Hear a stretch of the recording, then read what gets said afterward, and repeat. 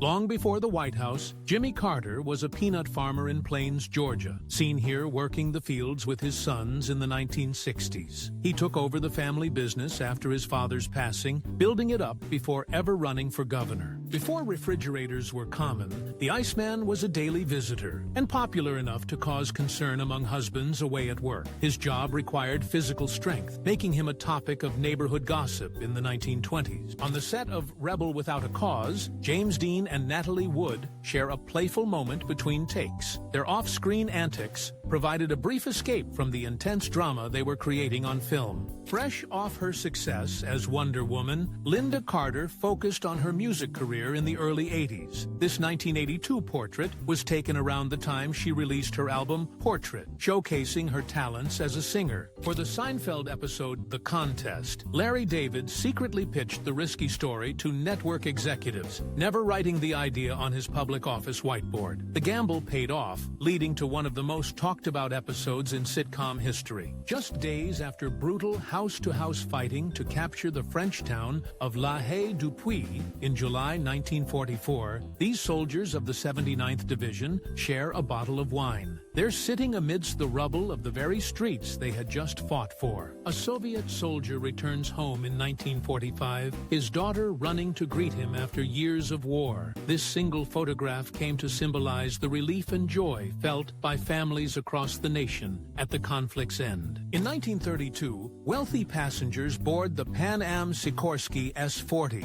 one of the first luxury flying boats. Nicknamed the Flying Forest for its web of wing struts, it offered a level of opulence in air travel that was new to the world. A construction worker hangs from a crane during the building of the Empire State Building in 1930, with the Chrysler Building in the background. With no safety harnesses, men like him worked at heights over 1,000 feet for about $15 a day. Before forming the band Blondie, a young Debbie Harry worked as a cocktail waitress at the famous club in New York City. She served drinks in the iconic satin ears and bow tie outfit during the late 1960s to make ends meet. The corner of 9th Avenue and 40th Street in Manhattan buzzes with activity in this 1960s scene, just steps from the Lincoln Tunnel entrance. This was the gritty, everyday New York before the big cleanup of Times Square. A futuristic-looking Coca-Cola truck navigates a narrow Parisian street in 1950, urging residents to buvez bien glacé, or drink well chilled. It was part of Coke's major push into the European market after World War II. Student nurses at New York's Roosevelt Hospital listen intently to a lecture in 1938, photographed by Alfred Eisenstadt. Their serious expressions reflect the discipline expected as America stood on the brink of another major conflict. At a Ford factory in 1913, workers on the assembly line drop an engine into a Model T chassis. This revolutionary process cut the time to build a car from over 12 hours to just about 90 minutes. A boy leaps from a pier into the Hudson River in 1948, a common way for New York City kids to beat the summer heat. The industrial waterfront served as their public swimming pool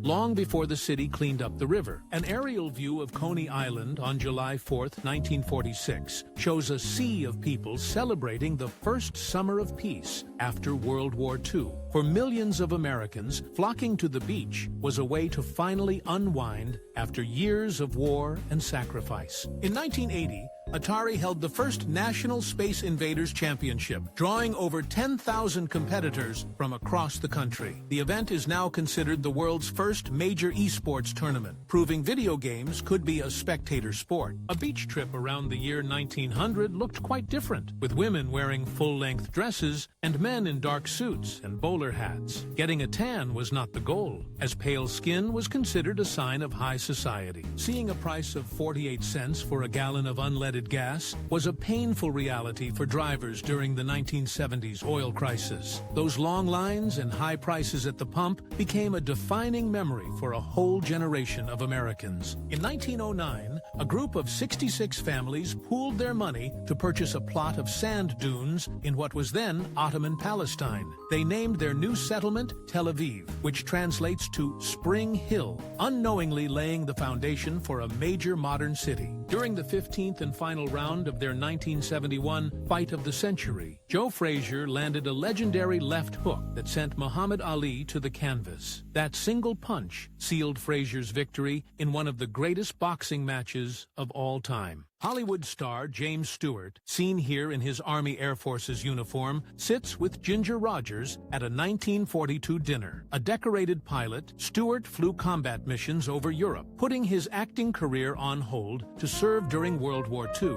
This picture shows a young Stephen Hawking with his first wife Jane, around the time of their marriage in 1965. He had been diagnosed with ALS 2 years earlier and given only a few years to live by his doctors. A couple rides an Autoped in 1923, one of the very first motorized scooters produced in America. It was marketed to everyone from postmen to socialites, but ultimately failed to catch on with the public. In 1981, Kathleen Turner became an overnight star, playing the seductive lead in the thriller Body Heat. Her performance was a modern take on the classic femme fatale, a role that defined the film noir genre for a new decade. Before her big break in movies, a young Whoopi Goldberg was building her reputation with a one-woman stage show in the early 80s. It was this performance that caught the attention of director Steven Spielberg, who cast her in The Color Purple. The first airline flight attendants in the 1930s were required to be registered nurses, a rule intended to calm the public's fear of flying. Notice the sign in the cabin, which indicates that smoking permitted was once the norm. In the 1960s,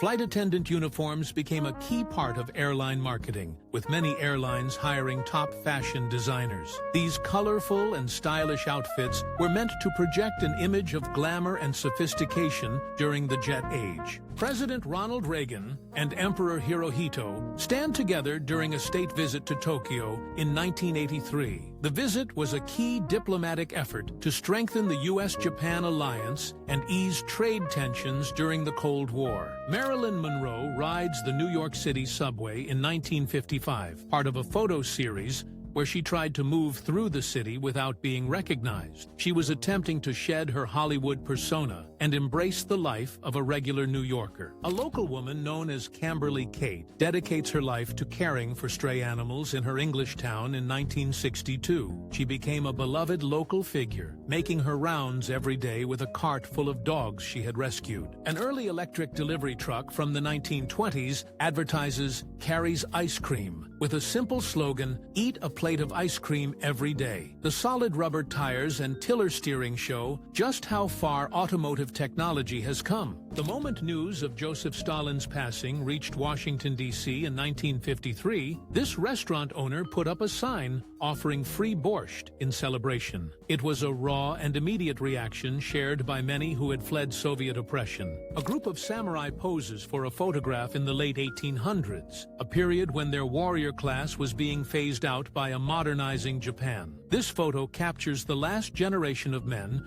who lived by the ancient code of Bushido. In 1972, high school girls in London's Hyde Park protest against the use of caning, or corporal punishment, in schools. Their demonstration was part of a growing movement that questioned traditional methods of discipline. Female bodybuilder Relna Brewer demonstrates her incredible strength by tearing a thick telephone directory in half on a beach in 1938. Her feat was a popular publicity stunt, challenging the era's conventional ideas of feminine physique. Winston Churchill pays a visit to Charlie Chaplin on the movie set of City Lights in 1929.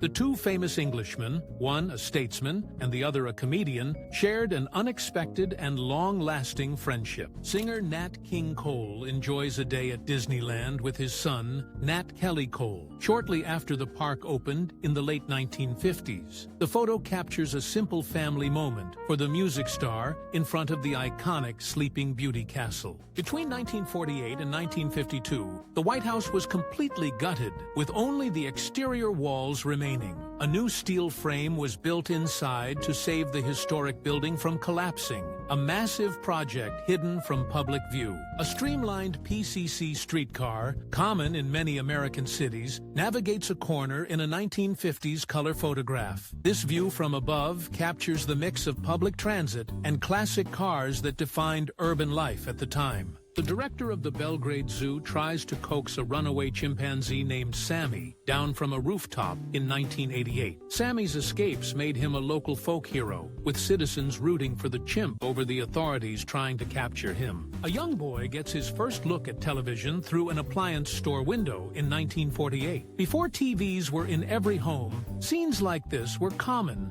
as people gathered on sidewalks to watch the new invention. Hollywood Boulevard in the early 1960s was a landscape of classic cars, neon signs, and famous landmarks like the Barker Brothers building. This view captures the energy of the street before it was redeveloped into the tourist destination it is today. On the set of Creature from the Black Lagoon, actor Rico Browning takes a break in the sweltering rubber suit. He had to hold his breath for up to 4 minutes at a time for the underwater scenes, as the suit had no oxygen system.